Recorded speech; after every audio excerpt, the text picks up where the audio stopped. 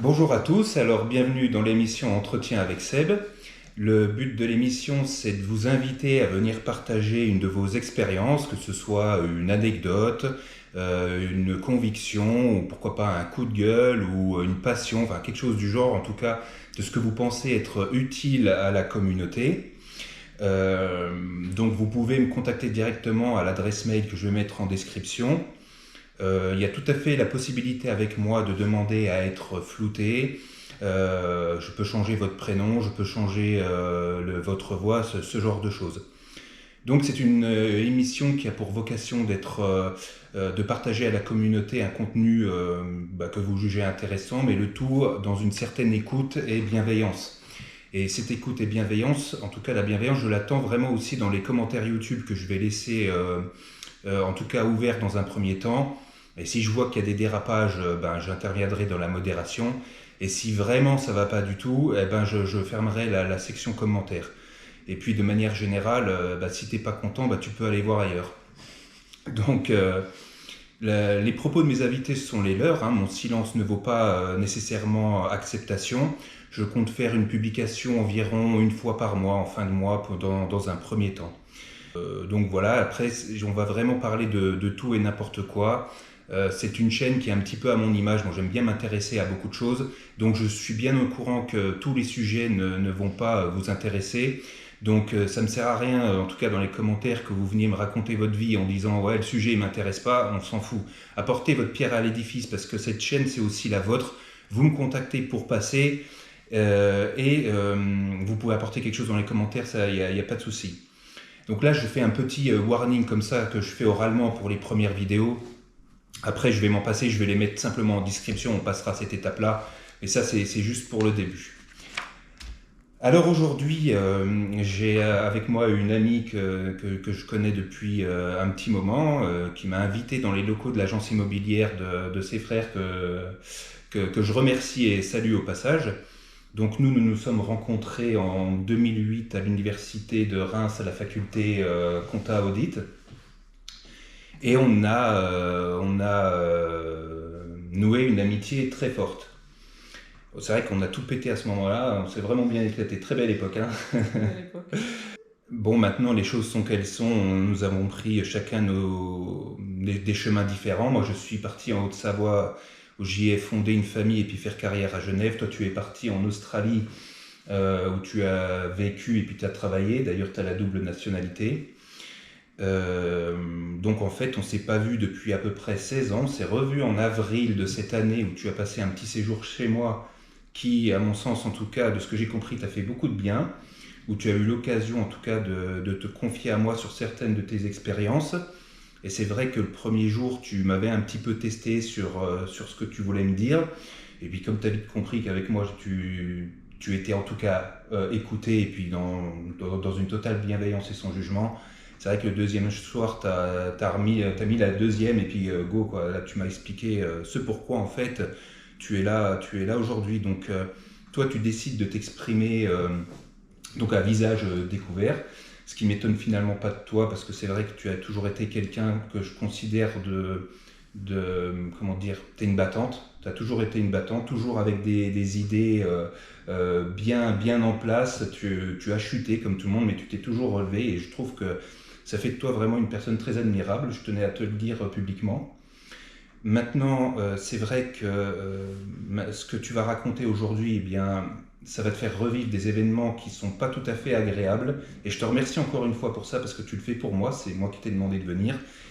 Et parce que c'est vrai que ce que tu as vécu, en tout cas en Australie, et après tu vas développer, c'est qu'en fait, pendant 2 mois environ, tu as subi, en tout cas, on va dire, tu as été brutalisé et harcelé par des visions démoniaques et autres, et tu t'en es sorti en fait par la prière, donc c'est un petit peu ton message du jour.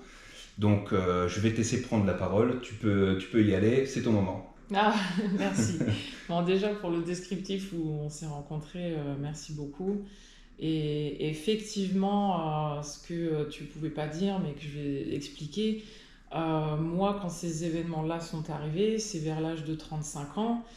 Il faut savoir que pendant 35 ans de ma vie, bah, même quand tu m'as connue à la fac, j'étais pas du tout dans la religion, où je ne croyais en rien vraiment de spirituel ou de invisible ou de démoniaque spécialement. Moi, ma seule connaissance, c'était vis-à-vis des films hollywoodiens, les films d'exorcisme et un peu films d'horreur aussi, ou des fois pas forcément du tout liés à des religions, mais je veux dire, ça m'a toujours intéressé parmi tant d'autres films et tant d'autres histoires. Autant j'aime les choses romantiques, sympas, tranquilles, les petits Disney et tout, Ouais, ouais. tu vois, et en même temps, j'aimais aussi les films d'horreur, j'aime aussi les films d'exorcisme.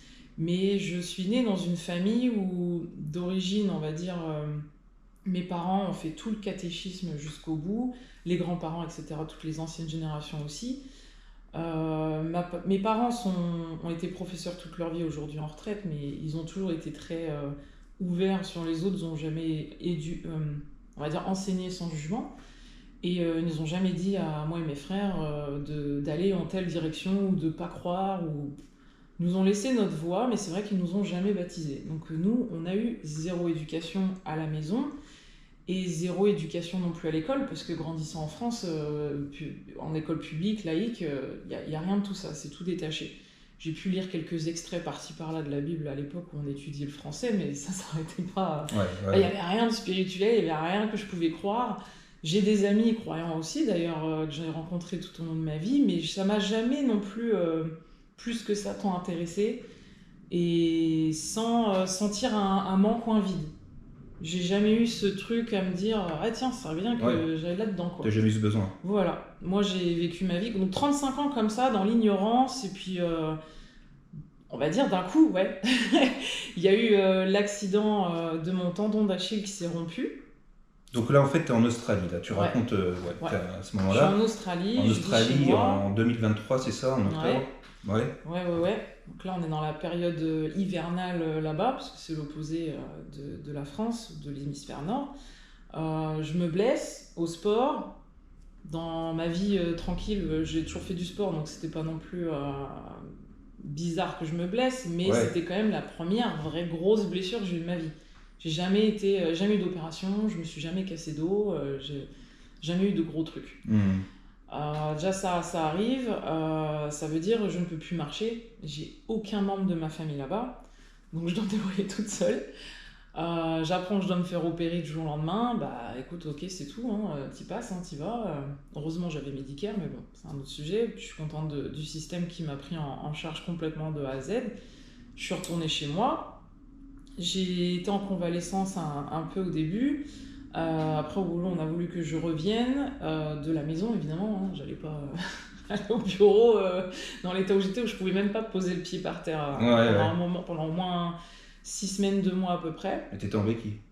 J'étais en béquille, mais je pouvais que utiliser vraiment les béquilles au bout de 6 semaines après l'opération. Ah ouais, quand même. Parce que tu dois pas avoir le poids sur la jambe. Donc vraiment, je suis repartie de zéro. Et en fait, tout a commencé. J'ai perdu aussi mon travail 1 mois après l'opération.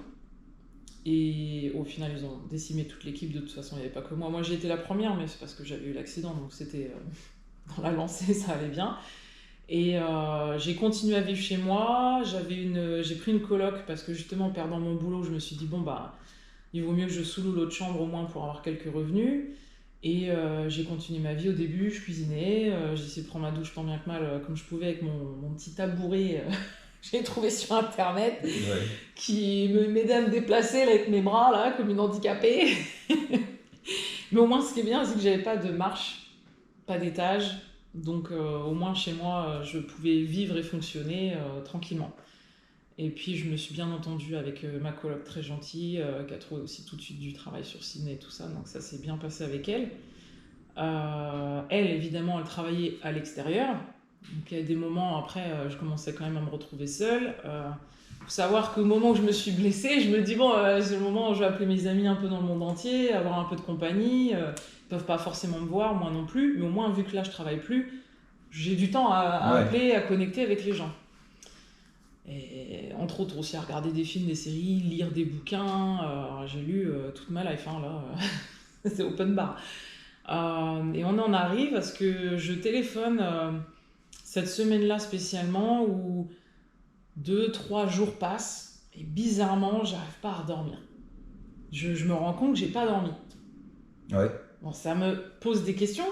Je suis pas encore inquiète, mais je me dis, mais punaise, c'est jamais arrivé que je passe 3 jours d'affilée, 2 nuits d'affilée, sans dormir. Et t'étais fatigué? Même pas. Ah ouais? J'avais même pas la tête qui tombait, j'avais même pas de cerne, rien. Il y a aucun signe, mais vraiment aucun signe. Genre vraiment, en plus, je parlais normal, je buguais pas, j'ai pété la forme, entre guillemets. Ok. Parce que je suis chez moi handicapée, mais il n'y avait rien qui pouvait expliquer que quelque chose commençait à se passer. Bon, 4e jour arrive. Toujours pas dormi, pas d'appétit, parce que en fait là ça a duré 6 jours en affilée. Au fur et à mesure des jours, moi je me suis posé des questions et commencé à m'inquiéter, à me dire mais c'est quoi ce délire? Ouais. Et t'as pas été voir un médecin? J'ai pas été voir un médecin, en même temps c'était difficile parce que ma coloc travaillait. J'avais une voiture, mais bon, à me déplacer à ce moment-là, c'était pas trop possible, donc je commandais à manger chez moi. J'attendais de pouvoir reprendre un peu de force pour sortir de chez moi, mais à ce moment-là, je pouvais pas trop sortir, quoi. Donc, j'ai pas pensé médecin, et en plus, à l'époque, 2023, c'est après Covid. Et en fait, les médecins en Australie, ton médecin généraliste, si tu l'as vu une fois dans l'année, tu peux prendre rendez-vous sans te déplacer. Donc, moi, on n'était même pas au cabinet, en fait. Ouais, Ah voilà. ouais, en visio. Voilà. Ouais, ok. Donc, j'ai pas forcément pensé parce que les jours sont quand même passés vite. Mais ce que j'ai noté, c'est qu'il y avait vraiment même pas le ventre qui gargouille. Tu sais, quand t'as faim, là, tu dis Ouais. je mange. Il n'y avait rien de ça. Pas d'eau. Tu buvais pas? Non. Wow. Non, pendant 6 jours. J'ai essayé d'ouvrir le frigo. J'ai essayé d'ouvrir le frigo. C'est comme s'il y avait quelque chose, une force externe, je sais pas, qui me disait non, referme. Mais il n'y avait rien à faire, je pouvais rien manger. Je voyais la viande, ça me dégoûtait. Ça me dégoûtait. Tout ce que ma coloc cuisinait, que d'habitude j'adorais, ça me dégoûtait. J'avais même plus envie de sentir les trucs. Les seules choses que j'ai pu manger, je me rappelle, c'était des fruits. Avocats, fruits, c'est tout. Et l'eau, d'habitude, moi pendant 8 ans en Australie, parce que là ça fait à peu près 8 ans à cette époque-là, 7 ans et quelques que j'étais en Australie, j'ai toujours bu l'eau du robinet.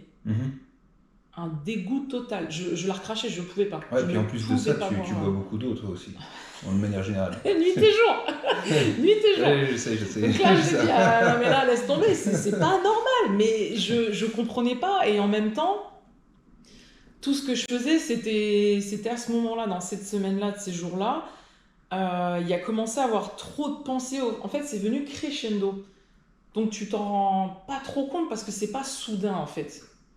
C'est crescendo où les pensées commencent à aller dans ta tête, à te faire croire que tu as tous tes amis contre toi, que en fait tu devrais plus appeler cette personne et celle-là. Et d'un coup, Pas d'un coup. En fait, c'est des pensées négatives. Tu n'avais pas de pensées positives? Non. J'avais Que l'impression du que tout le monde négatif. était contre moi, tout le monde plotait contre moi. On dit en anglais to plot, et j'avais l'impression que tout le monde faisait des schemes là, à aller me trahir, à pas vouloir vraiment prendre soin de moi, qu'il y avait que de la malveillance, que c'était pas des vrais amis. Il y a quelque chose qui me... Ils complotaient, c'est ça. Qui me disait dans ma tête, et j'ai imaginé des conversations à ce moment-là. Je ne savais encore pas que c'était des hallucinations ou de l'imagination dans ma tête, où je entendais des amis qui parlaient mal de moi, et qu'entre eux ils se parlaient mal de moi, et que fallait que je les jarte. Même ma coloc, ça en est arrivé au bout du 5e jour où elle est revenue, je lui ai dit bon, je sais ce que tu fais, non, tu peux plus rester chez moi. Et heureusement qu'elle a tenu tête et qu'elle a dit mais Elsa, mais qu'est-ce qui t'arrive? Mais enfin, elle comprenait pas. Mais heureusement qu'on a vécu avant cette semaine-là, quelques semaines déjà ensemble, pour que là elle se dise mais qu'est-ce qui t'arrive, quoi? Et toi, tu as essayé d'écouter ce qu'elle disait en tout cas, quand elle disait oui, qu'est-ce qui t'arrive? Ouais, là j'étais entre guillemets lucide et ok, donc je me suis dit non, bah elle a rien contre moi en fait, elle est pas du tout en train d'essayer de m'avoir ou de faire je sais pas quoi. Et du coup, de ça, ok, mais il y en a d'autres où j'ai arrêté de les appeler, j'ai arrêté de me dire je peux faire confiance à ces gens-là. C'était quand même, ça commençait à se restreindre là au niveau d'amis où je me disais à qui je peux faire confiance. Et c'est comme si ça tournait en boucle tout le temps dans ma tête à ce moment-là. Tout le temps, à qui je peux faire confiance, qui est contre moi, et que je perdais le sens de vraiment la réalité, dans un sens. Parce que quand tu commences à te dire, en fait, tous ces gens-là, oh là là, l'amitié qu'on a eue, ils sont contre moi, et que je suis persuadée d'un coup qu'ils sont contre moi, bah ça me faisait mal en même temps. Ouais, tu m'étonnes. Et donc c'était assez horrible. Et on en arrive au 6e jour où là, bah déjà dans cette semaine-là, je vais te dire, il y a eu un moment aussi où j'ai eu super mal au ventre. Ouais. Où je voulais parler à ma coloc et lui dire, tiens, justement, je voulais lui dire, ah, je crois qu'il y a telle et telle personne, parce qu'elle avait rencontré mes amis entre-temps, pour qu'on l'aidait à trouver du travail, tout ça, vu qu'elle voulait être DJ. Les amis qu'elle savait les prénoms et tout, je voulais lui dire, ah, tiens, je pense que lui, il est contre moi, nanana, et je voulais lui en parler pour qu'elle me dise ce qu'elle en pense. Et quand je suis arrivée vers elle, un mal de ventre pas possible. J'ai crié, je m'en souviens, alors que quand je me suis même blessée au tendon, hein, j'ai même pas crié dans la salle de sport. Ah ouais. J'ai même pas crié. Donc là, c'était une douleur qui était supérieure ou pas? Je pourrais pas dire que c'était supérieur parce que je pense que j'ai toujours ressenti la douleur que n'importe quelle douleur que j'ai eue de ma vie, mais j'ai toujours su les gérer. C'est différent. C'est D'accord. dans ma tête. Mais là, je pouvais plus rien gérer. Là, il y a la donc là, douleur. tu t'exprimais, Et là, il a fallu que je crie. Donc j'ai crié, je lui ai dit, ah, elle m'a dit, qu'est-ce que t'as? Je dis, ah, j'ai trop mal au ventre. Et je pleurais, je m'en souviens, j'étais en larmes, en pleurs. Jamais tu me vois me plaindre quand je me blesse ou quoi. Hein. Et je ne pas que je me suis blessée là, j'ai même pas pleuré, pour te dire. Alors que c'est une douleur immense. Mais ce jour-là, pareil, douleur ici, et j'essaie de lui dire, non, je pense qu'il ment, il est contre moi, il parle mal de moi. Elle me dit, ah bon, mais qu'est-ce que t'as reçu comme message, qu'est-ce qui est vrai? Tout était mélangé. Là, tu parles de quelqu'un? De plusieurs personnes que mon amie, elle connaissait, qu'on avait du coup comme amis en commun. Et c'était compliqué parce que vraiment, je voyais plus le discernement. On arrive au 6e jour, donc 5 nuits d'affilée sans dormir, quasiment. Ah, toujours pas, même pas sur la fin. Ok. Non, pas de signe de fatigue, rien tête qui tombe ou quoi. On arrive au 6e jour qui est le vendredi 13 octobre. On adore les vendredis 13. Ouais. Où là, je fais les 100 pas dans ma chambre, aller-retour, bizarrement sans mes béquilles. Et je me rends même pas compte à ce moment-là que je marche sans mes béquilles. C'est la première fois que tu marches sans les béquilles? Ouais, à ce moment-là. Ah ouais. Et tranquille? Et tranquille. Je me rendais même pas compte.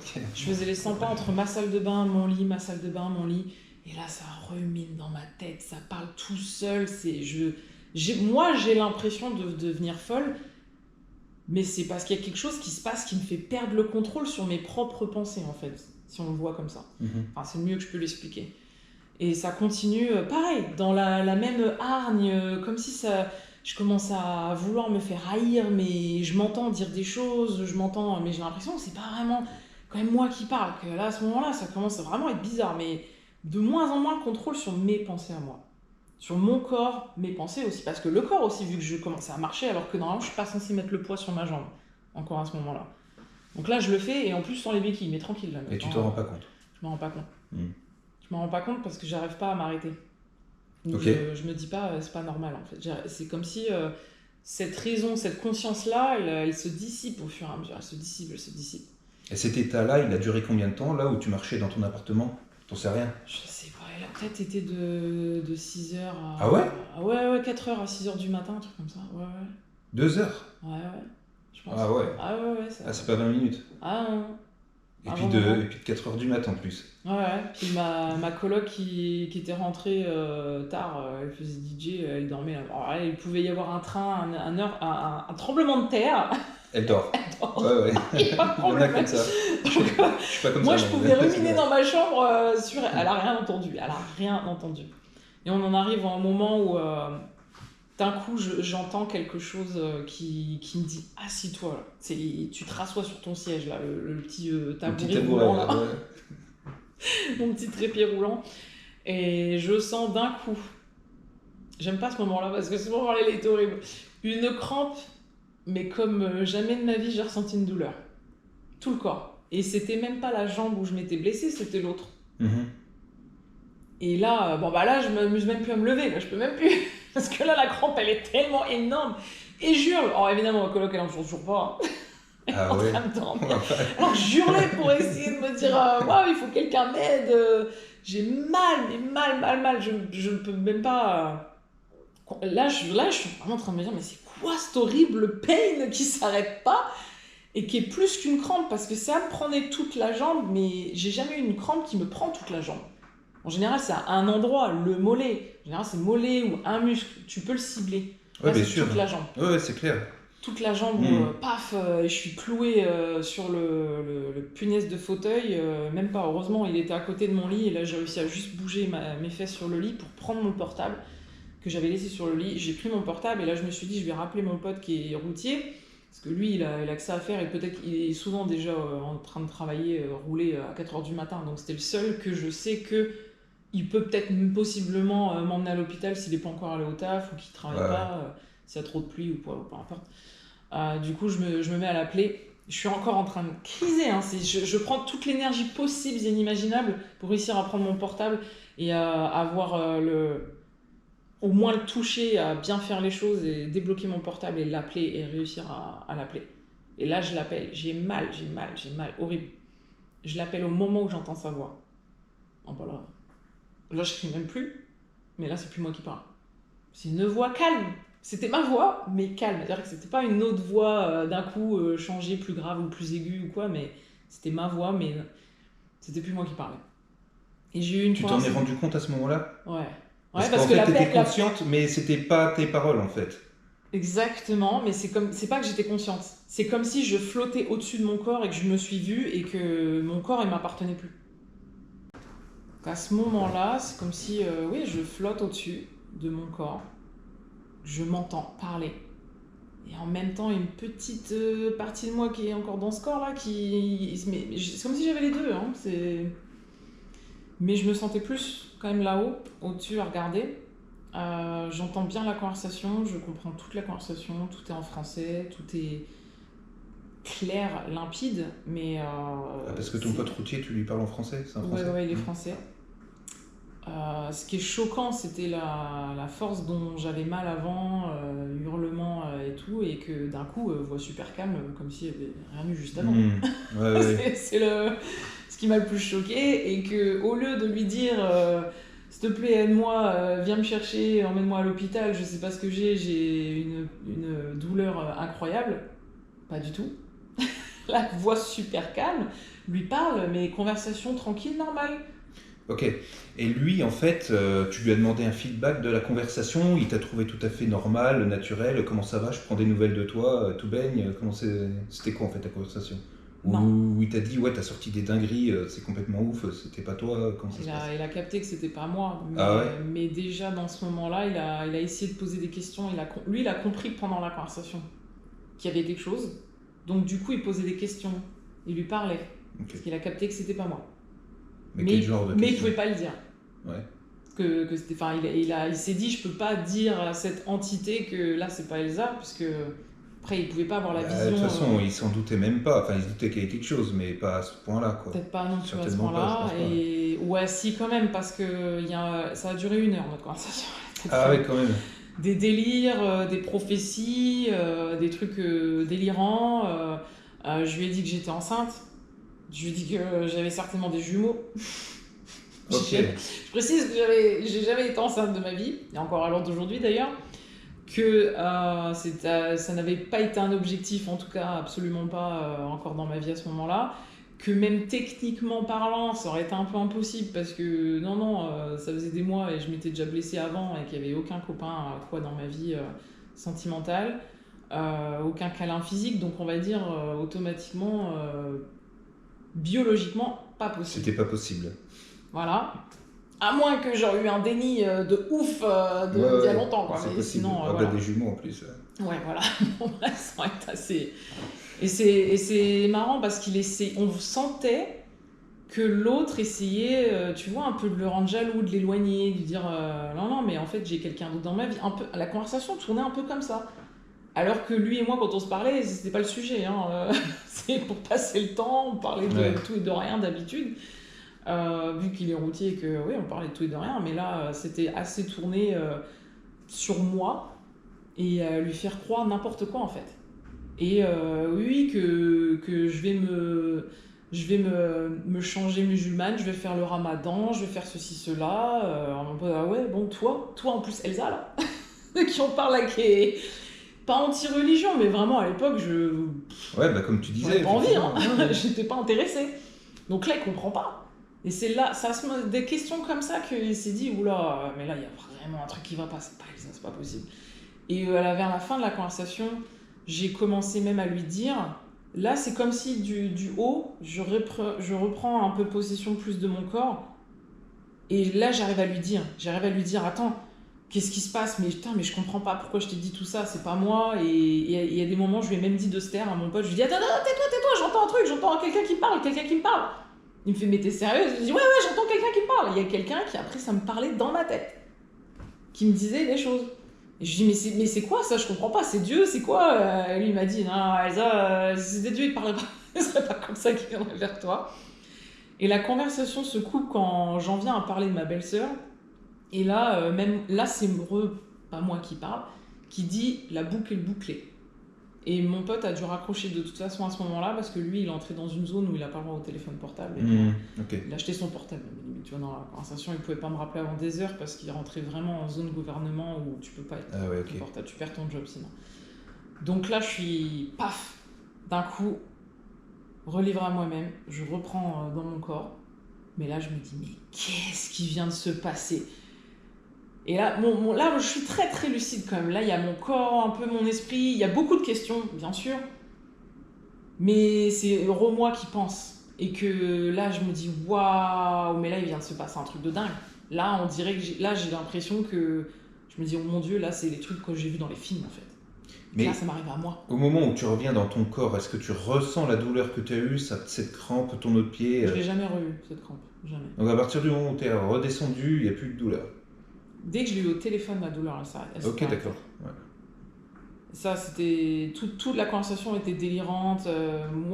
Donc, je me la refais dans ma tête. Et là, je me redis, oh mon Dieu, le truc, il dit que je suis enceinte. Là, attends, on va déjà vérifier. Parce que moi, je me dis. Là, je sais plus trop à quoi je peux me rattacher. Qu'est-ce qui est vrai, qu'est-ce qui est faux. Tu doutes surtout, quoi. Voilà. Et en fait, là, je doute de moi-même. De me dire, mais qu'est-ce que j'ai fait, en fait? Qu'est-ce qui se passe? Donc, je me dis, bon, ma coloc, entre-temps, elle s'est levée. Elle m'a vue, je lui ai dit j'ai besoin d'un café, faut que. J'ai besoin d'un café, lol, je me sentais même pas fatiguée, ça fait 6 jours que j'ai pas dormi. Mais d'un coup j'avais besoin d'un café quand même. Ouais. Et ça en 6 jours, elle m'avait vu que je buvais plus rien et que là, elle dit ah tiens, elle avait un café, elle était contente, tac, elle me le fait et tout, je lui dis ça te dérange pas si tu veux, on va toutes les deux, faut que j'aille à l'hôpital ou quelque part à une pharmacie et viens, on va prendre le test avec moi. Je sais pas, j'ai peur d'être. Et là, je lui dis des trucs, à des moments, je lui attrape le bras. Et il y a encore ces moments-là où je suis plus. C'est plus moi qui parle. Ah ouais, d'accord, ok. Je lui dis des trucs délirants.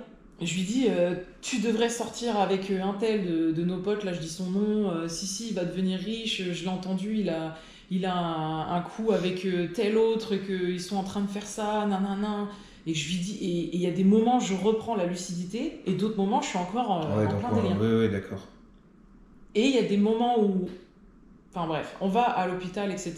Et quand je lui parle, il y a des moments où je lui dis, attends, est-ce que t'as dit ça? Est-ce que t'as eu cette conversation-là avec un tel et nan? Elle me dit, Elsa, jamais de la vie. Et des fois, je lui parle d'amis qu'elle ne connaît pas et qu'elle me dit, mais je sais même pas qui c'est. Elsa, je sais pas de qui tu me parles. J'ai jamais parlé avec cette personne-là. Je ne sais même pas de qui tu parles. Et là, je flippe. Parce que là, je commence à comprendre. Oh my god, j'ai vraiment eu des hallucinations. Là, il y a eu des trucs où moi, je l'ai vu même sur mon balcon à me dire, je l'ai vu et t'as eu cette conversation-là au téléphone et que t'as dit ça et tout. Il me dit, Elsa, j'ai jamais eu cette conversation-là. Je n'ai jamais dit ça, je ne connais pas cette personne ou telle autre personne, oui, celle-là, je la connais, mais on n'a jamais dit ça et tout. Et là, heureusement qu'on a vu la conversation quelques jours avant où j'avais failli la virer de chez moi, où là, je me suis dit, voilà, en fait, Elsa, c'est toi qui es folle. C'est toi que tu peux pas être fiable envers toi-même. Donc, crois-la et base-toi sur elle. Donc, heureusement, ce jour-là, je me dis, ok, bah maintenant, elle va être ma guide. Je la suis. Dis-moi là où on va à l'hôpital. Elle a mis son GPS, j'ai suivi le GPS, j'ai pas cherché à comprendre. Je lui ai dit, écoute, si je commence à dire des trucs délirants, t'essayes de me remettre dans le droit chemin. On va jusqu'au bout. On est là pour prendre un test de grossesse, etc. On va jusqu'au bout, tu vois. Et au moins, elle savait, elle m'a guidée et tout. Donc, ça a été. Bien évidemment, mon cerveau continue à avoir des trucs délirants et à faire nimp et tout. Bon, elle m'aide avec mes béquilles, tout ça. On arrive à prendre le test. Heureusement, tout est négatif, tout ça. Arrive quand même que je reprends l'appétit. D'un coup, là, j'éclate ma faim. Alors là, j'ai plus faim qu'autre chose. J'ai grave envie de manger. Elle me donne à manger et moi je lui dis ah tiens comme il fait soleil que j'étais pas sortie depuis de la semaine et à ce moment-là où elle me dit ça d'ailleurs je réalise que quelque chose ne voulait pas que je sorte parce que pendant cette semaine-là impossible de faire juste quelques pas enfin même pas quelques pas mais au moins avec mon tabouret sortir un peu prendre l'air et même d'aller sur le balcon c'était pas possible et là d'un coup j'ai vraiment envie d'aller dehors au soleil d'être bien de manger au moins avec le soleil. Elle me dit vas-y bah tiens je te mets dans le tupperware et tout, elle me met des fruits. J'arrive dehors, donc moi je mangeais tout le poulet, j'arrive au dessert, je me dis je vais manger les fruits, ils étaient tous pourris. D'un coup c'est comme, mais elle me les a jamais donnés pourris, hein. Et là je regarde, dans la boîte sont pourris. Je dis merde, bon ok, ben, c'est tout, j'ai plus de fruits. Je me pose pas trop de questions. Je re-rentre dans l'appartement, on discute un peu de tout ce qui s'est passé. Et elle-même, elle me dit qu'elle a déjà vu, entendu d'amis qui seraient arrivés des choses comme ça, un peu de peut-être possession et tout ça. Et on commence à émettre l'idée qu'il y a peut-être ça, parce que je lui dis j'ai entendu des voix quand même, enfin une voix me parlait. J'ai eu ça, je lui raconte l'épisode même de la jambe, pendant qu'elle dormait, elle a rien entendu. Et on se dit ouais, vraiment c'est très bizarre, etc. J'attends que l'heure continue à avancer dans la journée, parce qu'en France, il y a 8 heures de moins. Ouais. Donc j'attends que ma belle-sœur soit levée, parce que je me souviens que dans la conversation que j'avais eue au téléphone, que j'ai terminé par c'est pour ça que ma belle-sœur, et après j'ai dit la boucle est bouclée. J'ai pas trop compris, mais il y a peut-être quelque chose à creuser, donc j'ai appelé ma belle-sœur, je lui en ai parlé, elle me dit oh là là, au secours, faut que tu te protèges. Elle est très croyante et elle me dit non, c'est pas Dieu qui t'a parlé, et là c'est pas forcément quelque chose qui te veut du bien, donc il faut que sinon tu l'aurais senti que ça aurait été du bien. Et quand je lui ai parlé de ça, elle-même elle m'a dit Elsa j'ai des frissons de partout, Elsa il faut que tu fasses quelque chose parce que là je sens c'est pas bien, c'est pas beau, c'est pas pour ton bien là. Bah, c'est bien que tu t'entendes super bien comme ça avec ta belle-sœur. Hein. Ah oui, bah, j'ai eu la chance qu'elle m'a pas pris pour une folle, qu'elle m'a pas dit Ouais. mais t'es taré, mais qu'est-ce que tu racontes toi Et non, c'est vrai, j'ai vraiment eu de la chance. J'ai vraiment eu de la chance. Du coup, de ça, la fatigue quand même qui commence à venir, mais ma belle-sœur me dit de se protéger. Donc je me dis, bon, je vais faire ce qu'elle me dit. Je vais aller sur Spotify, je mets une prière, je la laisse en boucle. Parce que ce qui est embêtant avec YouTube, j'avais pas le premium, donc j'avais pas envie d'avoir des pubs. Donc je mets Spotify, je me dors à point fermé. Et là, pendant plus de 12 heures, je dors. Je me réveille le lendemain. Et là, je me réveille en mode comme ça. Là. Ah ouais. Tu sais, là, comme les films d'horreur, là, tu te redresses d'un coup, là, paf, comme ça. Et j'entends encore la prière. Alors là, en plus, je me dis, waouh, j'ai réussi à dormir avec le son. Moi, je suis quelqu'un, attention, je veux pas de lumière, je veux pas de bruit. J'ai l'oreille... très, comme on dit, pas lourde du tout, tu vois, vraiment moi j'entends tout, hein. Donc le moindre truc me réveille, je mets 15 ans à me rendormir, enfin c'est super chiant. Là j'ai dormi à point fermé avec le truc à côté de moi à faire la prière tout le long, je me réveille comme ça, première fois de ma vie, bizarre, je vais à la salle de bain, je me débarbouille et là je regarde mes yeux, tout plein de sang. Ouais. Je trouve ça bizarre, il y a un petit peu de blanc, mais quand même beaucoup de rouge, quoi. Hein. Vraiment pas mal de sang. C'est bizarre. Alors, est-ce que c'est parce que j'ai pas dormi pendant 6 jours? Je sais pas, tu vois. C'est tout. Le temps passe. Ma coloc, elle se réveille pas avant midi, 1h du matin, parce qu'elle bosse la nuit, là, c'est le week-end. Il y a eu le vendredi soir, donc elle a travaillé. Elle se lève pas avant. Moi, je me suis réveillée vers 9h, quelque chose comme ça. Donc c'est tout, je continue ma petite vie, je me doute de rien, je me dis même, tiens, je vais écouter podcast, je vais faire des recherches, j'essaie de trouver, de lire, de me renseigner un peu de ce qui s'est passé, de comprendre encore, de digérer, on va dire, digérer ce qui s'est passé. Mais encore à ce moment-là, j'ai aucune notion spirituelle de base, je ne connais rien... tout ce qui est possession. Pour moi, ça, c'est les films. Mais là, je me dis, mais punaise, il t'arrivait quand même quelque chose. Là, il y a quelque chose. C'est pas normal. Et c'est là vraiment que je cogite bien, je commence à noter. Attends, t'as pas mangé depuis tant de jours. T'as pas bu depuis tant de jours. Et là, pareil, l'eau, elle me paraissait toujours dégueulasse. Hein. Je buvais, mais à me forcer. Hein. Vraiment, à me forcer à ce moment-là. Nourriture, c'était pas... j'avais pas non plus un appétit, à part la veille, oui, où j'ai mangé le poulet, tout ça. Mais je crois que le soir, j'ai même pas encore remangé, tu vois. Ça a été vraiment encore temporisé. Le matin, j'ai fait à manger vite fait. J'essaye de poser les mots, un peu de réfléchir à tout ça calmement. J'écoute podcast qui m'ouvre les yeux, où je commence à entendre parler de Jordan Peterson, qui est un psychologue américain très connu là-bas. Il a interviewé quelqu'un dans la religion, il parle un peu...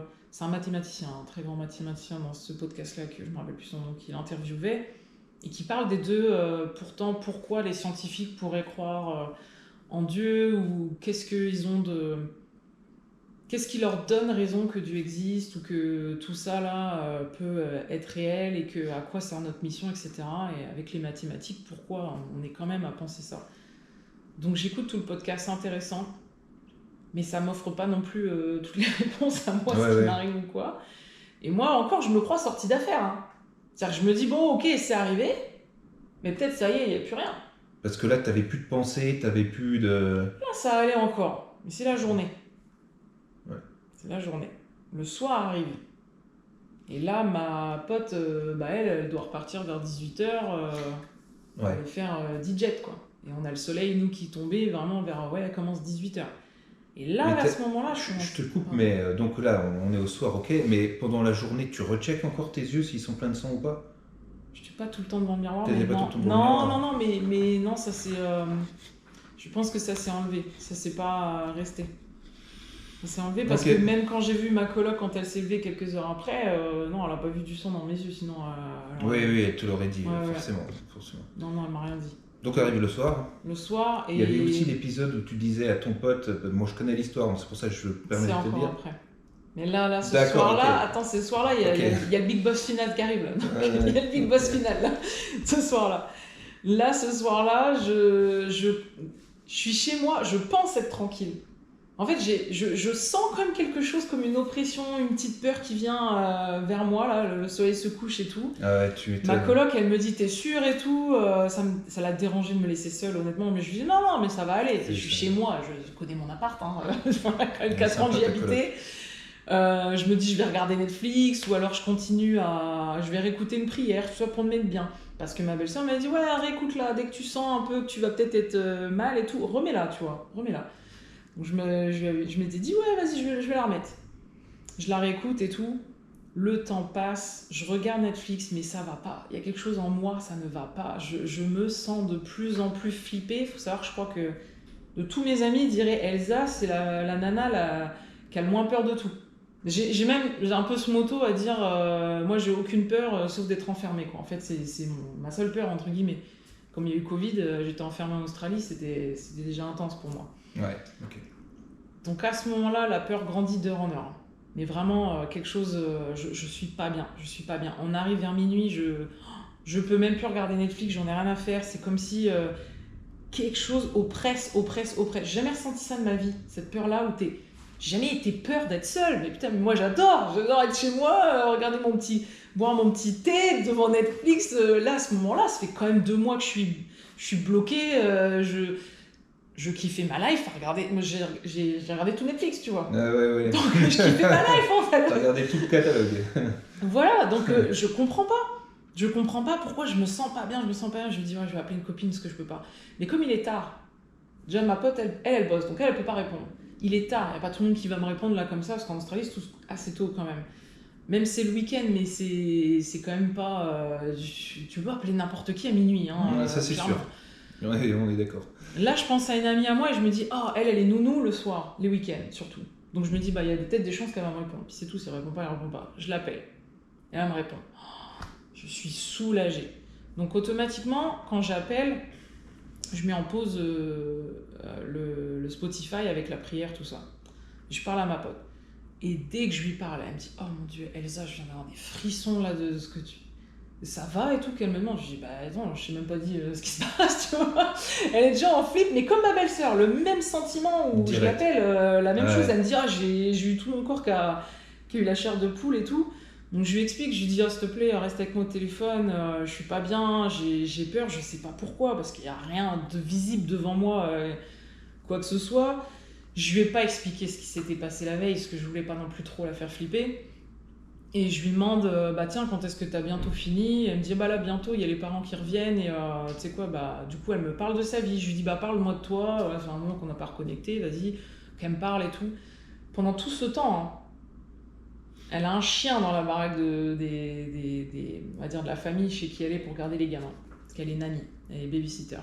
Le chien n'arrête pas d'aboyer. Ah ouais. N'arrête pas d'aboyer. Et Mais même elle, il aboie habituellement ou pas? non, même elle me dit, Ouais, je sais pas ce qu'il a, elle arrête pas, elle essaie de le calmer, de lui dire de se taire et tout.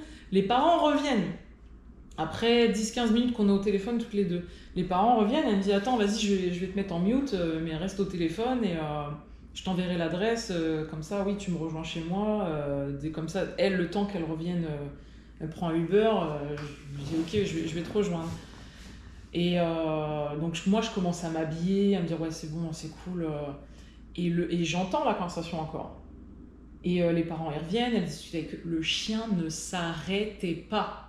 Mais aboyait à la mort. Alors elle dit qu'elle est en train de dire, il y a quelqu'un qui est mort dans... tu vois, il s'arrête pas, le chien.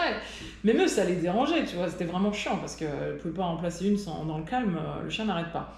C'est tout, je me prépare, elle m'a envoyé l'adresse, je continue chez elle. Moi, je me dis, tant que j'y vais, va falloir qu'elle raccroche pour bon, voilà, quitter l'appartement, aller son Uber, nanana. Le temps qu'elle raccroche, je me dis, je vais réécouter la prière pour... J'ai cru que ça allait me calmer. Et là, je rallume Spotify, Seb, mais là, j'ai eu le big bot final de ma life. J'entends pas une voix humaine, c'était plus du tout la prière. Pas du tout. C'était même pas humain. J'entends comme des serpents, comme t'as dans Harry Potter Serpentard, là, Fauchelangue, je sais pas quoi, là, qui te parle. Ah ouais, d'accord. Mais sauf que là, ça te fait pas comme Harry Potter où tu flippes pas autant, tu vois. Là, tout mon corps, mon être, je sens mes cheveux se dresser, mon corps se dresser, tout. Il y a rien que je vois qui est anormal dans ma vue, mais alors dans la sensation, la peur est immense. Immense. J'ai jamais autant flippé de ma vie. Donc ça veut dire qu'il y a quelque chose qui communiquait avec toi par l'intermédiaire de ton téléphone, mais est-ce que tu comprenais? Non. Donc c'était pas de l'anglais, c'était pas du français, c'était quelque chose non. du fourchelant. Il te parle comme ça, là, un truc horrible. Mais je sentais que c'était pas bon. Ah voilà, ton corps il te le dit c'est pas bon, faut te barrer, en plus tu sais pas où, parce que tu sais pas quoi. Et t'as éteint ton téléphone, t'as fait comment? Ah mais j'ai sauté dessus. Tout de suite, tu l'as... J'ai tellement flippé, j'en avais les mains qui tremblaient, j'ai flippé, j'ai essayé tout de suite d'éteindre le Spotify, ça s'est éteint. J'ai rappelé ma pote immédiatement, et là je lui ai dit, écoute, là je viens chez toi. Alors voilà, t'inquiète, je me suis activée. Et là, pareil, je prends les béquilles et tout, je me fonce à ma bagnole, je jette mon sac dedans, je me suis au cas où si je peux dormir chez elle, je prends mes affaires, mais elle m'avait dit que son mec allait revenir parce que lui aussi il quitte tard de la nuit, genre vers 4h du matin. Mais au moins elle m'a dit, le temps que son mec revient, parce qu'elle l'attend, elle va pas dormir avant qu'il revienne, donc elle m'a dit, vas-y tu peux venir à la maison, au moins on est toutes les deux, on discute. Donc j'arrive chez elle, immeuble neuf, il venait d'emménager là-dedans. Mais comme par hasard, la sonnette marche pas. Comme par hasard, les lampes clignotent quand j'arrive dans les escaliers et tout. Donc moi, je sais même pas où... Tout pour te faire flipper, quoi. Tout pour me faire flipper et tout. C'était pas cool. Et là, pareil, quand j'ai conduit, même la radio, je sais pas, il y avait tout qui me faisait flipper. Je me suis dit, il faut que j'éteigne le son. J'ai compris. Ouais. Éteins le son, n'écoute rien, Elsa, fonce, juste mets le GPS et point barre, mais pas de musique, pas de rien. Ne mets plus Spotify, n'écoute même pas la radio. Et j'ai une oppression toujours qui me suit. Hein. Et j'arrive chez elle, donc je lui dis les lampes qui clignotent dans le couloir, dans les escaliers, machin. Bon, heureusement, elle ouvre la porte, elle vient me prendre. Et là, elle m'ouvre, et moi, je la vois. Et là, c'est la première personne que je vois avec des yeux gris. Et là, je me dis, putain, mais c'est un délire. Normalement, elle a les yeux marrons, je le sais. Mais là, elle a les yeux gris. Je ne pouvais pas voir la couleur de ses yeux. Ok. Donc c'est tout, hein. On continue à discuter, je la connais, je sais que c'est quelqu'un bienveillante, elle me parle, Elle me rassure, on regarde la télé. C'est vrai que je suis pas trop à l'aise à regarder la télé. J'évite de regarder la télé, je la fixe, je parle qu'avec elle. Elle me donne un thé, boit le thé, tout va bien. Je suis un peu calmée. Mais arrive le moment où son gars va arriver. Mais au même moment, moi, ma coloc, elle me dit qu'elle a fini son shift de DJ. Elle va rentrer à la maison. Je lui dis, ok, pas de problème, c'est quoi, je suis encore debout, je viens te rechercher. Il m'a dit, je ne peux pas être seule. Là, à ce moment-là, c'est vraiment, je ne peux pas être seule. Il y a quelque chose qui me dit, quelque chose te poursuit, te veut du mal, et tu peux pas être seule. Je peux pas. Je suis en PLS, mais de ma life. Là, je sens que je suis en mode survie. Il faut que je survive. Il y a quelque chose qui veut me tuer, quoi. Tu te sens toujours oppressé? Tu as toujours des pensées négatives, ce genre de choses? Bah, l'oppression est négative. Le sentiment que t'es pas en sécurité est super négatif, mais pas envers d'autres amis ou quoi. C'est pour moi-même. Là, je me sens, l'oppression est énorme. Je rejoins ma pote au moment où je sors de chez elle, que je me vais dans ma voiture pour rejoindre ma pote DJ. La pote chez qui j'étais m'appelle. Et j'entends dans le téléphone l'alarme incendie chez elle. Elle me dit, putain, mais dès que t'es parti, il y a eu l'alarme de ouf, j'ai trop peur et tout. Restez avec moi du coup au téléphone le temps que mon mec revienne. Parce que elle était en panique, tu vois. J'ai eu l'alarme en 6 mois qui venait d'emménager dans Ils avaient pas fait cramer un truc non. Elle était même au lit tranquille. Et au moment où je pars, elle m'a dit, l'alarme, elle s'est mise d'un coup. C'est la première fois que ça lui arrivait? Ouais, elle dans son immeuble, ouais. Eh ben. Donc elle a flippé et heureusement je suis restée au téléphone avec elle. Moi je savais où ma pote travaillait, donc je suis restée avec elle au téléphone. Au moment où moi je rejoins ma pote à la boîte de nuit, elle a son gars qui est arrivé, donc après c'est bon, elle m'a dit merci, elle est repartie se coucher avec lui, tout allait bien. Moi je suis avec ma pote, je lui dis écoute, je suis désolée, mais ce soir je dors avec toi, je peux pas dormir seule et tout. On revient, on dort ensemble, je n'arrive pas à dormir de la nuit. Elle dort, elle est à côté de moi. Moi, impossible de fermer l'œil. Et là, on est à J plus combien par rapport au début? Là, on est que la 2e nuit après la révélation de la crampe. Donc en fait, tu commences gentiment à retrouver... Enfin, tu avais retrouvé une fois le sommeil parce que tu t'étais levé comme ça. Ouais. Mais là, du coup, tu reprends les insomnies? Ouais. Ok. Ouais. Et là, le jour se lève. Et c'est comme si quelque chose me dit, attends que le jour se lève. Je savais que j'irais mieux. Je savais que j'attendais que ça, c'est de la lumière revienne. C'est pendant la journée, ça se calme et puis... c'est exactement ça. Bon là, ça va durer 2 mois. Ça. Ce phénomène-là, ou cette sensation-là de la journée, ça va, mais alors pas la nuit, c'était quand même flagrant que ça allait mieux la journée. Mais encore, là, on est dans le premier week-end où les phénomènes s'accumulent. J'ai eu le big boss final là qui m'a parlé, que lui ne veut pas du bien du tout. De ce moment-là, je n'arrive même plus le lendemain à... Bon, je me lève dès qu'il est 7h, je me dis, quand même, là, je remange et tout, donc c'est difficile, mais là, je me dis, il y a vraiment un truc. Là, il y a un truc qui te poursuit, Elsa, et là, il va falloir l'éjecter de ta vie. Là, je le sais, je le sens, je le sais. Je reparle avec mon pote, je l'appelle, et là, lui, il me dit, écoute, je pense que vraiment, ce qu'il y a eu il y a 2 jours au téléphone avec toi, c'était pas toi, c'était quelque chose d'autre. Et je l'écoute, je suis complètement d'accord avec lui. Et je lui dis ouais, non mais il y a vraiment... Et là il y a eu d'autres événements, donc je lui raconte, et puis elle me dit ouais, non mais là t'as quelque chose qui te poursuit, je sais pas si on t'a jeté un sort, je sais pas si t'as fait... qui t'en veut ou quoi, machin. Je lui dis je sais pas, et là je lui dis un peu les conversations que j'ai eues, et là il me dit lui-même, mais on n'a jamais dit ça, même Elsa. Il y a plein de choses où on revient, où il me dit mais non, c'était déjà pas toi qui parlais, et ça correspond à la semaine où ça a été crescendo, où je dormais plus, je mangeais plus, je buvais plus. Où j'ai cru que j'étais en conversation avec lui, et que là, en fait, même lui me dit, mais c'est pas possible. Et même à ce moment-là, on était coupés parce qu'il était dans des zones où il n'y a pas de réception. Il ne devait plus avoir son téléphone, quoi. Et en fait, c'est là qu'on capte qu'il y a un autre truc qui vient et qui parle à sa place, et qu'il prend sa voix. Donc moi, je crois que c'est lui. Je croyais que c'était lui. Et là, il me dit, mais on n'a jamais dit ça, Elsa. J'ai jamais dit ça. Ah, c'est ouf. Donc là, pas cool. Mais je me dis, là, c'est ta mission, il n'y a plus que ça à faire. Donc là, maintenant, en fait, tu sais à peu près dans quoi tu vas te diriger pour finalement te sortir de là.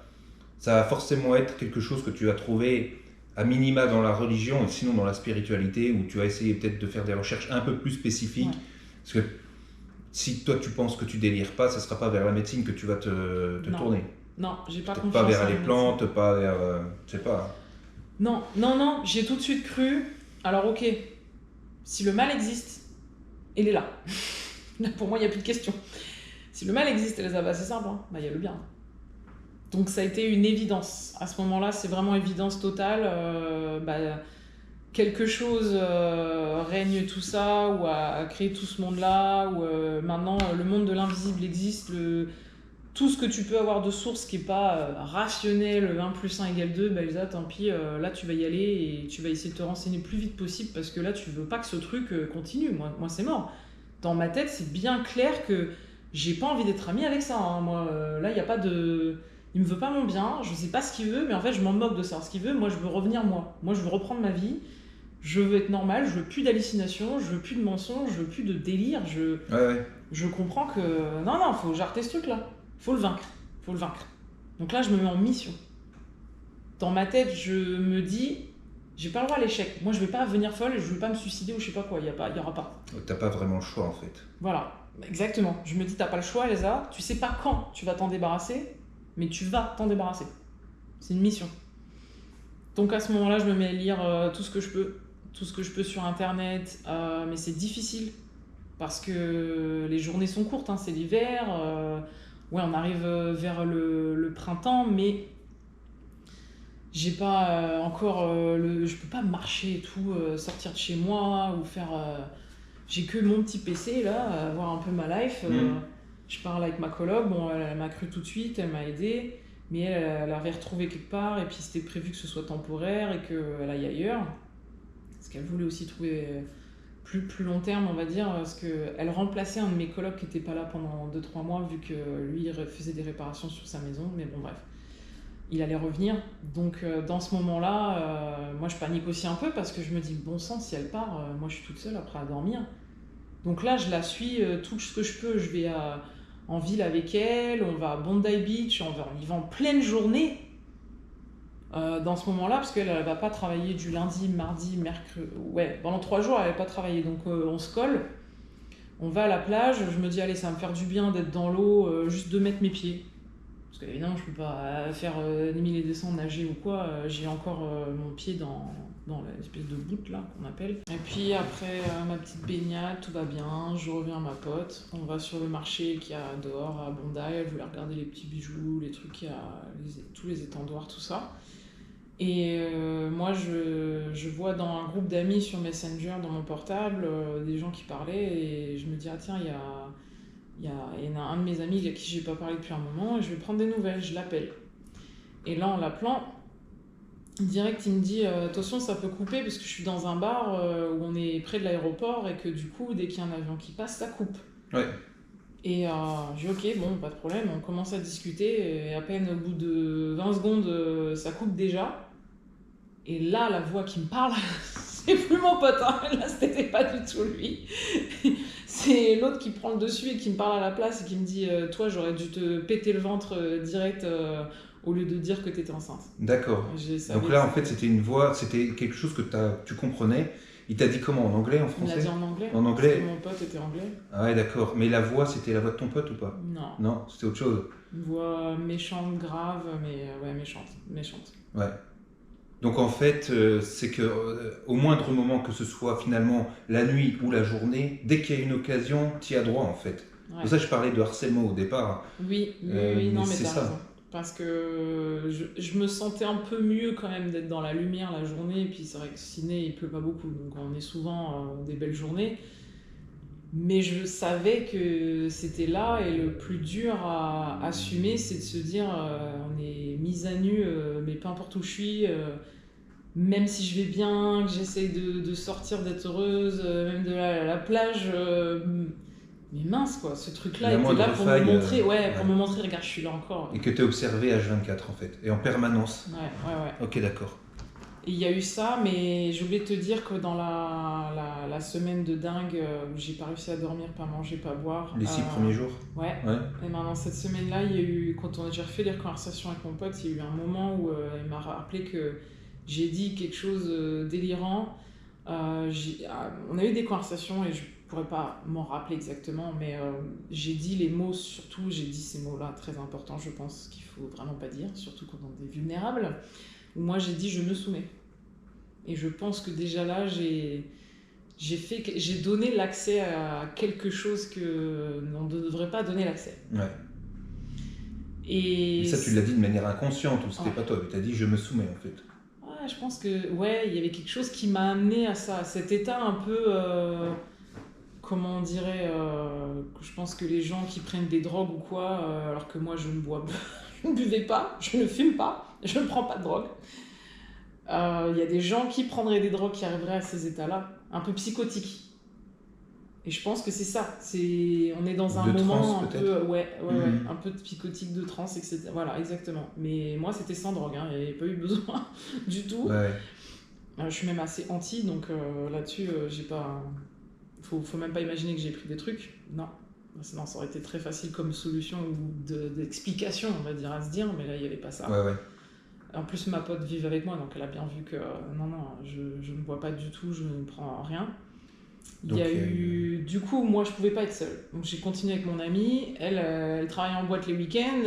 Je peux pas rester toute seule à la maison, c'est mort, elle sera encore moins le soir. Ouais. Donc, j'avais eu le Big Boss encore quelques jours avant. J'ai encore ça très marqué à ce moment-là. Où je me dis non, je vais en boîte avec toi. Je lui prends la main dès qu'on arrive dans les lieux où on croise beaucoup de gens parce que je suis une flippée de la vie à ce moment-là. Tout le monde, normal, ça se comprend. Enfin, ça serait le cas de tout le monde, tu vois. Mis à part vraiment être, je sais pas moi, un exorciste de niveau 20. Voilà, le grand mage. Mais non, ouais, c'est là, ça, le grand. j'avais que l'accompagnatrice et c'est tout. Heureusement, elle m'a pas jugée, mais ça devait être pas non plus évident pour elle de voir son amie en mode flippé total, alors qu'avant, on se dit mince. Ouais, elle a dû voir vraiment un changement de personnalité, quoi. Ouais, surtout chez toi, quoi. Et ou là, vraiment, je lui tiens la main parce que je lui dis, je vais te décrire ce que je vois et je lui dis là, c'est flippant. Hein. Je vois des gens, je vois pas leur tête. Ouais, c'est-à-dire, ils ont un visage, et puis c'est quoi, noir, c'est noir y a ou rien. c'est coupé? Il n'y a rien noir, mais il n'y a rien. Ok. Je vois pas de tête. Et il y en avait d'autres où je voyais la tête, mes lunettes de soleil, donc je peux pas te dire les yeux quoi. On est toujours dans la période où le peu de gens dans la journée que je vois pas la couleur des yeux. Ouais, tu disais tu les voyais gris, hein, c'est ça? Ouais, gris. Et tu les vois toujours gris? Mais tout le monde? À ce moment-là, oui, mais là le soir, c'était soit pas de visage, soit des lunettes de soleil. On arrive à la sécurité, à la boîte de nuit à l'entrée. Pendant tout le moment où elle discute, elle dit voilà, j'emmène mon ami, machin, je te présente, etc. Le bouncer, je vois pas ses yeux, mais au moins il a pas de lunettes de soleil, donc il a des yeux gris. Mais il y a toutes les lumières qui clignotent. Et je sais qu'il n'y a que moi qui vois toutes les lumières qui clignotent. Je suis sûre et certaine qu'il n'y a personne d'autre qui voit les lumières qui clignotent. Ouais, parce que ça aurait pu être quelque chose de préoccupant ou anormal, et puis tu as vu tout le monde relativement serein, et tu t'es dit comment ça se fait que je suis la seule à voir ce truc-là, c'est délirant, enfin, dans ce sens-là. Hein. Dans ce ouais, sens-là. ok. Je sais que c'est pour moi, c'est pour me dire je regarde là. Ouais. Et je sens quand je rentre dans la boîte de nuit comme une bataille entre guillemets, un peu le bien et le mal qui est autour de moi, qui se joue autour de moi. Moi, je me pose pas de questions, je me dis, vas-y, prends ton portable, Elsa, essaie de trouver sur YouTube des prières, tu les lis, tu fais que ça, tu arrête de regarder le autour, passe le temps, ta copine, elle va travailler déjà pendant 2 heures, après elle va rester parce qu'elle voulait faire des contacts à chaque fois qu'elle restait et tout, puis elle aime la musique, donc voilà, mais moi je pourrais rien faire, hein. Je suis encore handicapée, je vais pas danser avec mes béquilles, hein, donc je suis assise sur le canapé à côté du spot de DJ, tranquille. Je reste sur mon portable, je me déconcentre pas. Pendant cette nuit-là, chose délirante, il y a 3 personnes, mecs, qui viennent vers moi, pas au même moment, mais 3 d'affilée qui vont venir. Les 3, c'est exactement les mêmes, habillés pareil à peu près, des gars, couleur de peau blanche, qui viennent avec des grosses lunettes, on se croirait dans Matrix, hein, lunettes de soleil, quoi, le gars qui vient, qui me tend la main pour danser avec lui. Alors que on n'est pas en soirée salsa, on est en soirée afro, Il y a beaucoup de gens de couleur autour de moi qui s'enjaillent. Puis t'as toujours ton pied dans le plat, non? J'ai toujours mon pied dans le plat. Je vois même pas pourquoi le gars il vient. Qu'est-ce qu'il croit que je vais faire? Il y a mes béquilles à côté. Je veux dire, ils sont pas à 4000 km. Ouais, il a tenté sa chance. Hein. Écoute, Ouais, mais moi je savais que c'était pas vraiment des gens réels. Ouais. Je savais. Et c'était à chaque fois, comme par hasard, les trois la même chose, qui viennent, qui me proposent leurs mains, comme si je dois accepter et que je vais me faire avoir. Moi je le sens. C'est de la tentation, c'est un test. C'est pour voir si je vais dire oui. Si encore je vais me soumettre. Et que reprendre encore et plus le contrôle sur moi. Ouais, d'accord, ok. Bon, tu l'as senti comme ça. Je l'ai senti très très vite et j'ai dit non et j'ai pas touché leurs mains. Et j'ai remarqué qu'ils me touchaient pas. J'ai remarqué qu'il y a toujours eu une distance entre guillemets démons là, qui viennent autour et qu'ils me touchaient pas. Donc au moins j'ai senti que c'est juste psychologique en fait. Tant que tu donnes pas accès. Voilà, donc il essayait au maximum. Ma pote est revenue à un moment donné. Bon, évidemment, elle faisait sa vie, elle allait dire bonjour à ses amis. Elle pouvait marcher, donc elle pouvait se balader. Il y a les toilettes beaucoup plus loin. Après, c'est une grosse boîte aussi, donc il y a la terrasse, il y a revenir. Moi, je suis handicapée, donc je vais pas m'amuser à bouger partout. Ouais, c'est clair. Évidemment, quoi. Donc il y a des moments, elle m'a laissée seule et il venait qu'à ce moment-là. Et quand elle est revenue à un moment donné, là, je l'ai vue et j'ai tout de suite compris qu'elle avait bu parce que j'ai vu ses yeux en sang. Et là, ça m'a rappelé moi le matin où je m'étais levée avec les yeux en sang. Et je savais que ça voulait dire qu'elle était alcoolisée. Donc là, je la regarde, je lui dis, mais t'as bu? Et elle me dit, ouais, j'ai pris des shots là et tout. Et elles m'ont proposé, nanana. Je dis, oh mon Dieu, mais viens, qu'on aille voir ça. Comment tu peux être sûr que parce que t'as les yeux rouges, t'en as déduit qu'elle avait bu en fait? Bon, c'est comme s'il y avait eu une évidence, quelque chose qui m'a dit instinctivement. Bon. Instinctivement. Moi, tu me diras, après en boîte, tu bois pas de l'eau, quoi. Enfin, pas tellement. Moi, oui. Oui, pas tout le monde. Et encore, je crois pas que tu bois de l'eau non plus, mais je sais pas. À ce moment-là, j'avais un moment déjà je buvais plus, et encore moins avec ce qui m'arrivait, parce que là je me suis dit là, il va falloir vraiment être forte. Total, ouais, mieux vaut pas en fait. Je préférais être super lucide au maximum. Et je lui ai dit, viens, on va aller vers les toilettes. Et elle se regarde dans le miroir, rien elle n'a pas de sang, elle voit pas de sang. Je dis ok, je vais aux toilettes, je ressors des toilettes. Et là c'est même plus que elle. Là, c'est toute la boîte, toutes les nanas dans les toilettes. On sort des toilettes dans la salle, tout le monde qui danse a un peu des têtes démoniaques. Donc là, je vois les yeux, entre guillemets, mais oui, il n'y avait plus de no-face et il n'y avait plus de lunettes de soleil, mais moi, je vois des démons qui dansent, entre guillemets, tout autour de moi, et tout le monde a des yeux en sang, quoi. Donc là, dans ma tête, c'est, y a tout le monde qui est alcoolisé. C'est une des rares non alcoolisées, et là, c'est ton texte, hein, donc c'est tout, elles ne te prennent pas la tête. Moi, j'ai compris qu'au moins une chose, tant qu'ils ne me touchent pas, je sais qu'au moins, j'ai ma sécurité physique, on ne peut rien me faire. Je sais qu'on va pas m'embarquer ou je sais pas quoi, donc... il y a juste à attendre la nuit, je vais revenir au lit après à la maison avec ma pote, ça va bien aller. Donc il y a ça.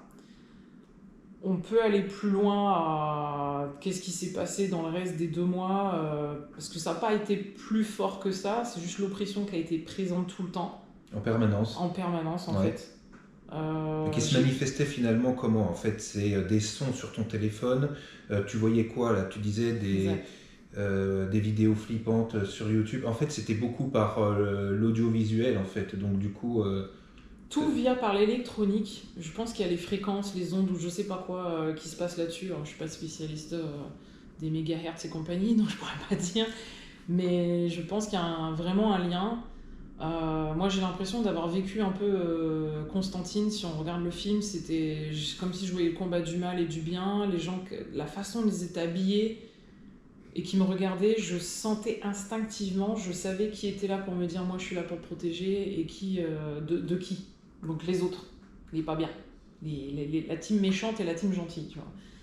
Et j'ai vu dans mon portable, parce que j'ai essayé de trouver des explications, de l'aide, j'ai essayé d'envoyer des emails, j'ai essayé d'envoyer dans les sites où on parlait d'exorcisme, ou qui pouvait m'aider, qui était prêtre ou quoi sur ciné. Alors le problème c'est qu'on n'a aucune base, aucune connaissance, moi j'allais pas à l'église, tout ça, donc ouais, tu sais pas, oui, c'est clair. Je savais pas où aller, donc j'ai que mon portable ou internet à aller regarder en fait.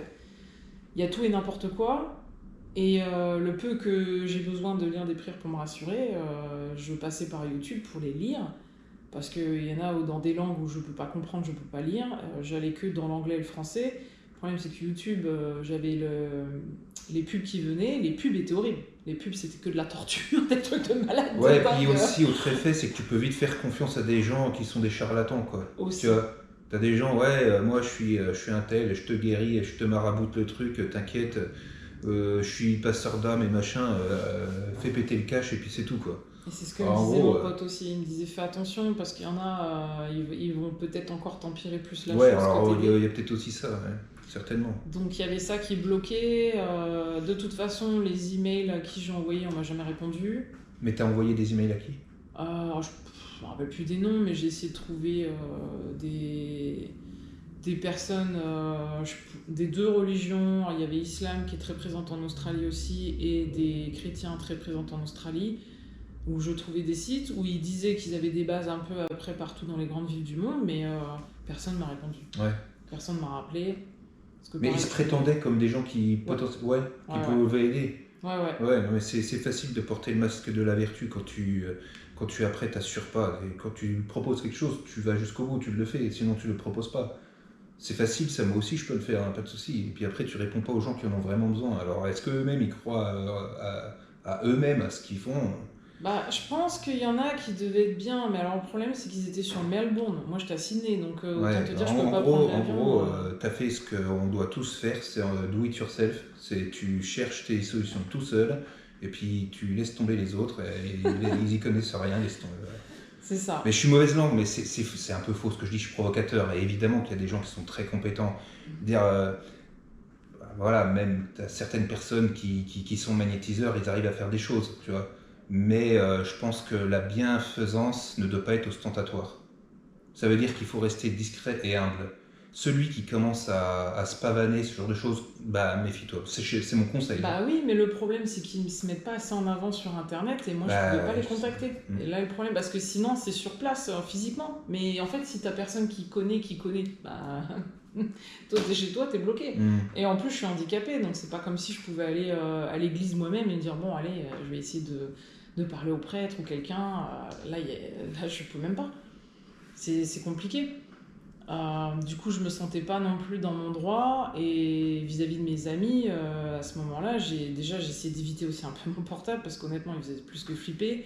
J'ai éteint le son de ma télévision parce que pareil, il y a beaucoup de choses qui passaient. Qui me mettait mal, et comme je me sentais oppressée, au moindre écran que je regardais, miroir, j'ai tourné tout. Ouais. J'ai tourné ma télé, j'ai tourné un miroir, je l'ai même vendu, hein, tellement il me faisait flipper. Dès que je me regardais dans les miroirs, je me reconnaissais pas. J'avais l'impression qu'il y avait autre chose aussi, et que c'était encore là. Et sachant que ces 2 mois-là, j'ai quasi pas dormi, et j'avais pas de cernes, pas de signe de fatigue. Et donc, en fait, pendant ces 2 mois, tu te dis, oui, mis à part les 6 premiers jours, où ça a été vraiment crescendo et très intense, où là, tu as vraiment capté le truc, globalement, ça n'a jamais été aussi grave ou aussi flippant, mais quand même, ça l'a été jusque pendant 2 mois. Là, tu t'es dit, en fait, faut que je prenne les choses en main, et puis tu as recherché justement des prières où on t'en a proposé. Comment ça s'est passé? Alors... je voulais vraiment m'en sortir. Ça, c'était sûr. Il y a eu des moments, ma motivation commençait un peu à flancher. Est-ce que je vais être capable? Est-ce que je vais réussir? Et je me plombais des fois toute seule parce que je me disais, personne ne va me comprendre. Avec des amis qui sont peut-être croyants, mais qui n'ont jamais vécu ça directement, donc ils ne savent pas comment on peut sortir quelqu'un de ça. Ma pote m'avait juste dit, faut prier et t'attends et ça va passer. Sauf que moi je me dis mais je peux pas continuer comme ça, à pas pouvoir retrouver du travail, à pas pouvoir avoir une vie normale en fait. Donc je continue de chercher, ça j'ai jamais abandonné. Mon anniversaire arrive, des amis commencent à me dire ouais écoute tu fais quoi, moi je suis là, je suis pas très à l'aise automatiquement. En plus je suis blessée donc entre guillemets on peut pas vraiment le faire n'importe où, hein. Il y a que chez moi, faut qu'ils viennent. Bon, ils savaient où j'habite, heureusement, et du coup, je pense qu'ils se sont plutôt dit d'eux-mêmes non, mais viens, vas-y, on va aller chez toi, t'inquiète, on s'occupe de rien. Et moi, j'avais tellement l'impression d'être un poids pour les autres. J'avais tellement peur, en fait, qu'ils me percent à jour et qu'ils se disent, mais elle est complètement folle, en fait, qu'est-ce qui lui arrive? Pourquoi elle est comme ça? Pourquoi elle est peureuse? Pourquoi elle est pas à l'aise? Elle est pas normale? Elle est éteinte alors que je suis quelqu'un de super joyeuse, drôle et tout. Et que là, d'un coup, je savais que j'aurais du mal à me montrer bah, qu'à ce moment-là, j'avais d'autres soucis en fait. Et que j'avais peur que ça se voit. Et j'ai jamais aimé me montrer vulnérable vis-à-vis de mes amis et qui se disent bah, qu'est-ce qui va pas et qu'ils essayent de m'aider alors que dans ma tête, c'est non, moi je dois gérer mes trucs en fait. Donc c'était compliqué parce que j'aime pas mentir non plus. Donc on en arrive au final, la veille encore mon anniversaire, j'ai encore une vidéo que je regarde et que je vois des yeux de chat là super qui me poursuivent via les vidéos, en plus une vidéo saine. Hein. Donc en fait, c'est à chaque fois que tu vois Ouais. un visage dans une vidéo, il y a des yeux de chat à la place. Ouais. Ça peut être n'importe. Ton corps te fait flipper, Ok. tout te fait dire oula, pas bien. Ouais. Ouais. Là, c'est Big Boss encore, là, qui est encore derrière toi, là, il te montre qu'il est pas Qui est parti. derrière ton cul, quoi. Mais ouais, tout. Ouais. Le moindre son était flippant, tout était décuplé. Hein, de toute façon, dans ma rue, tout. Comme par hasard, à cette période-là, j'ai jamais autant entendu de chiens qui aboient, j'ai jamais entendu autant de scooters, de voitures, de bruit, de tout ce que tu veux, Ah comme ouais, par ok. hasard. T'avais peut-être tes sens qui étaient. Tout accru. Tout accru. Bah après, est-ce que c'est parce qu'on est tense, mais Bah, moi j'ai Ouais. 2 mois sans quasi même pas dormir de 3-4 heures par nuit. Je sais même pas comment le corps humain peut faire, hein, honnêtement, c'était délirant. On en arrive à ce que mon anniversaire. Donc la veille, j'ai encore dit à ma mère, je peux pas dormir seule, il faut que je sois avec toi parce que la vidéo elle m'a fait flipper. Ouais, bah, parce qu'en fait, t'as appelé ta mère. Et ta mère est venue de France, de est France venue, en Australie. Ouais. Tu lui as annoncé la nouvelle en disant en fait j'ai un truc pas terrible sur le dos et j'ai besoin de toi. Absolument pas. Tu rigoles, je veux dire à ma mère la vérité. Hein. Ah bah j'en sais rien moi, attends. Donc, j'ai dit, Tu passes du coq à l'âne comme ça. j'ai dit, écoute, ma coloc s'en va. Ma coloc s'en va. Donc il y avait la place pour reprendre la chambre. Mais je pouvais pas dire à ma mère, oui, il y a un démon qui me poursuit, en fait, il faut que tu viennes là. Non, pas possible. Non mais elle vient de France en Australie, j'ai vu, t'as dû quand même sortir Ce qu'elle s'est l'excuse dit, carabinée, je c'est sais pas. ma fille va pas bien, elle a été blessée, elle a eu une opération, c'est quoi, là je suis en retraite, j'ai l'argent, Ok, j'y ok, vais, ok, je vais aider Elsa, elle va pas bien, ma fille je peux pas la laisser seule. Mais pendant qu'elle est venue, tout ça, elle a vu que t'avais un comportement qui n'était pas celui de sa fille qu'elle connaissait. Tu lui as annoncé Elle m'a vu la flipper, nouvelle après. mais elle, Tu lui as fait, en fait, j'ai quelque chose à te dire. j'y étais graduellement, j'y étais au bout de 2 semaines à lui dire bon, il y a un autre truc Ah ouais, ok. qui est pas simple, qu'on peut pas voir comme ça, que je peux pas mettre le doigt dessus là comme ça, mais que j'essaie de m'en sortir et que c'est pas par la médecine traditionnelle et c'est pas la psychologie ou je sais pas quoi qui peut te le dire. Là, c'est autre chose et c'est clairement spirituel. Il y a que ça qui pourra m'aider. J'en étais persuadée. Encore une fois, on repart du moment où moi j'ai compris que si le mal existe, le bien existe. Hein. Il n'y avait pas photo. Mais tu lui as pas tout dit. Ah, je vais expliquer ça. Bon, ouais, ok. Au fur et à mesure, tu vas comme ça, mais pas de but en blanc comme ça lui dire, parce que si elle serait arrivée et que je lui aurais parlé comme ça direct, elle aurait fait flipper. Je voulais pas la faire peur, lui faire peur. Et donc là, en fait, je t'ai repris parce que tu disais, t'es à la veille de ton anniversaire, t'es avec ta mère. Ouais. Et d'ailleurs, quand elle est arrivée, elle avait les yeux gris. Hein, Ah ouais. Ouais. Ouais, d'accord. Et qu'est-ce qui s'est passé alors? À mon anniversaire... C'est le 13 décembre. 13 décembre, on est 2 mois exactement après le 13 octobre, fameux vendredi 13 octobre, la révélation ou la possession, les deux comme on veut, où mes amis viennent alors que je leur dis non, venez pas, je suis pas bien, j'ai pas envie de fêter mon anniversaire, j'ai rien préparé. Ils sont là, non, mais t'inquiète, on va commander à manger, on va tous célébrer ensemble.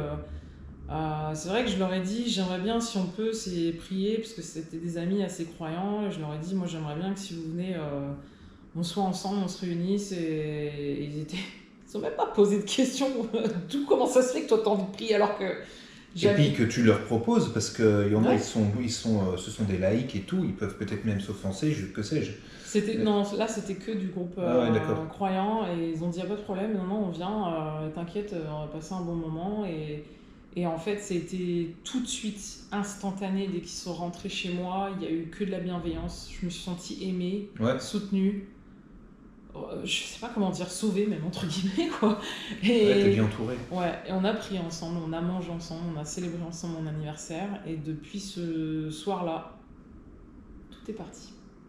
Ouais, parce que c'est un peu ça en fait, l'intérêt de cette vidéo, c'est finalement, il y a certainement des gens dans le monde qui sont dans la même situation que toi et qui sont en train de chercher des solutions et peut-être que grâce à ça, ils sont en train de la trouver. Donc en fait, concrètement, vous avez pris en communauté tous, vous avez pris quelque chose en particulier, vous avez récité un mantra, comment ça s'est passé? Moi, je pense que c'est surtout le mantra de dire que je reconnaissais que Dieu existe et qu'il est là pour me protéger et qu'il y en a eu d'autres avant moi et que en fait, j'acknowledge en anglais on dit, je reconnais, je me soumets entre guillemets à l'univers, Dieu, le créateur, l'univers, tout que je ne reconnaissais pas avant. Non mais ça, C'est le point de départ je le niais de malade moi, pendant ouais, 35 ans. de ta vie, de ta nouvelle vie finalement spirituelle. Parce que c'est vrai que quand on s'est revu en avril dernier, euh, Mhm. bon, tu as toujours été la même dans le sens où tu as toujours eu des objectifs, tu t'es toujours battu, comme je l'ai dit en intro, etc. Mais il y a quand même quelque chose qui avait largement changé, c'est la spiritualité. Et on en a bouffé un peu hein, quand tu as été ces jours chez moi. On a quand même discuté de choses et d'autres. En tout cas, ce n'était pas des discussions qu'on pouvait avoir avec n'importe quel profane. Mais effectivement, donc tu as prié en communauté. C'est une prière particulière que tu as vue sur YouTube. Comment ça se passe? Non, ils m'ont dit, un des oncles de mes amis est un imam et lui il m'a dit, ok, on va vous faire l'ouverture, qui est d'ailleurs dans le Coran, l'ouverture, tu vas la prononcer exactement après moi, mais je vais t'expliquer déjà tous les principes, les valeurs, ce que ça signifie. Et moi il me parle, je sens que de la bienveillance en lui. Mhm. Il a fait quand même 2 heures de route exprès pour venir chez moi. Et c'est comme s'il avait j'ai envie d'utiliser le mot bénir ma maison, mais en fait tout l'appartement, ça a tout changé l'atmosphère. Moi je l'ai senti dans l'énergie, c'était complètement différent. Et je pense que de ce moment-là, de cette prière-là particulièrement, avec l'ouverture du Coran, la charada, ça a... Donc je pense que tout ça, ces prières-là, il y en a qui peuvent être plus puissantes que d'autres, à vraiment vanish de ce qu'il y a autour de nous, leur dire de se barrer, là t'es plus chez toi quoi. Ouais, faire disparaître Ouais, effectivement. Maintenant, c'est peut-être l'intention aussi qui compte. exact. Parce que il y a des prières. En fait, je pense que tous ceux qui ont récité typiquement le Notre Père ont récité des paroles typiquement d'exorciste. Quand tu dis ne nous soumets pas à la tentation, mais délivre-nous du mal, ça c'est typiquement ce que pourrait dire un exorciste. Maintenant, c'est une question d'intention. Je ne crois pas que ce soit spécialement une question de religion. Alors, est-ce qu'il y a des choses qui marchent plus que d'autres? Tu as plutôt tendance à dire oui. Et ça, c'est important de le dire, j'imagine. Et donc, toi, qu'est-ce qui s'est passé après? C'est que tout de suite, tu as senti quelque chose qui a disparu, qui est parti, qui t'a C'est quitté. exactement ça. J'ai senti que de la bienveillance, j'ai senti que ça y est, j'étais redevenue Elsa. J'étais redevenue moi. Et tout le monde dans ton entourage a remarqué la chose. Bon, il y Bah, en a, ma ils sont mère, tout de discrets. suite, le même soir, je lui ai dit, bah c'est bon, on n'a plus besoin de dormir dans le même lit. Elle m'a dit, t'es sûre hein. Je lui ai dit, oui, oui, oui, ça y est, je sais que c'est bon. Dans la semaine qui suit, je me remets en selle, je retrouve des colocataires parce que j'ai dit à ma mère, bon bah maintenant, vas-y, prends ton billet pour la France, tu repars dans une semaine. Moi, c'est bon, ça va. Je vais y arriver, je vais retrouver des colocataires. Il faut que j'aille en vacances parce que je m'étais fait le vœu un an avant d'aller à Hawaï et de surfer là-bas parce que j'avais commencé à surfer avant de me blesser. Et je l'ai fait. Je me suis battue pendant ces 2 mois-là, déjà à bien prier, à faire des exercices, à détendre mon tendon, me remettre à essayer de marcher au plus vite possible pour au moins tenir sur mes 2 pattes. J'ai tout fait ça en 10 jours et 10 jours de mon anniversaire le 13 décembre au 23 décembre, je suis dans l'avion, je suis partie, je suis toute seule. J'ai booké un van, je dormais dans le van. La nuit, le jour, je ne me suis plus du tout sentie oppressée, quoi qu'est-ce. Ouais. Et mon appartement, c'est comme si d'un coup, pareil, je revivais, je respirais, il n'y avait plus d'entité qui me poursuivait, plus rien, et j'ai pu redormir. Jusque maintenant, en fait. Ouais, bah ouais. Et puis, c'est pas quelque chose Jamais. qui t'obsède. De temps en temps, Non. t'y penses parce que ça reste Non, mais j'y une pense, mauvaise mais expérience. pas une obsession. Mais pas une obsession, je suis pas mal tous à les l'aise. jours en disant ah purée, il m'est arrivé ça, puis le lendemain tu te dis ah purée, il m'est arrivé ça. Non, il y a des fois tu oublies quand même. Ouais, oui, mais je revécu bien, ma vie. bravo, c'est bien. C'est bien. Oui, moi, malheureusement, j'ai un message qui n'est pas très positif. C'est que je pense que le monde tel qu'il est de plus en plus violent, de plus en plus individualiste, de plus en plus immoral, de plus en plus insensible. Tu vois ce qui se passe avec la petite Ukrainienne aux États-Unis, ce qui se passe avec la prostitution, l'argent facile, le matérialisme et tout. Pour moi, c'est vraiment des terreaux fertiles, vraiment au mal en tout cas à au fait qu'il gagne du terrain, ça c'est une évidence. Et moi j'ai mené quelques petites recherches pour préparer le podcast. Alors, en fait c'est parce que j'avais des discussions avec des amis qui me disaient oui en ce moment il y a une recrudescence de prêtres exorcistes dans les diocèses. J'ai des discussions assez poussées parfois. Et puis du coup, j'ai voulu en savoir un petit peu plus. Et donc, c'est vrai qu'il y a des dates quand même assez récentes. Bon, même si on est en 2025, il y a eu la création de l'Association internationale des exorcistes en 91.